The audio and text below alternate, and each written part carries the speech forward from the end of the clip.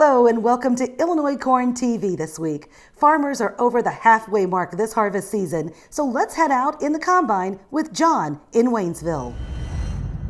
Corn is about what I expected it to be. The dry June, we're certainly seeing what the dry May and June took a toll on it, but the rains in July did provide what we thought they would. Corn's going to be probably close to our APH, our yield history. 10-year average yield history, that would be. And then our moisture in this field is, let's take a look here.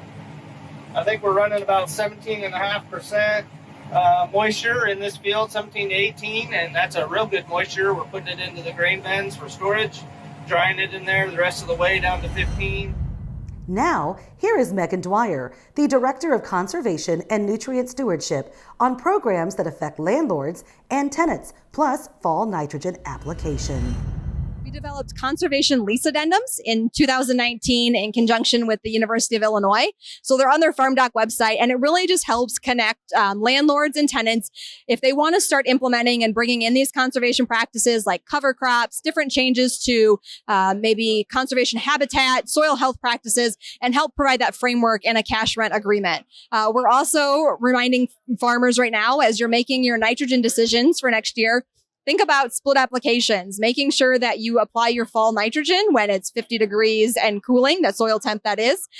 We also have a great crop insurance product called PACE, the post-application coverage endorsement. And PACE is relatively new. It had an expansion last year. This will be the third season it's available. And what it is it covers the event. It covers you if you are unable to make a nitrogen application between V3 and V10, and that was part of your planned overall nitrogen management program. Now, let's meet our Illinoiscorn Scholarship recipients. Here is Logan and Ava.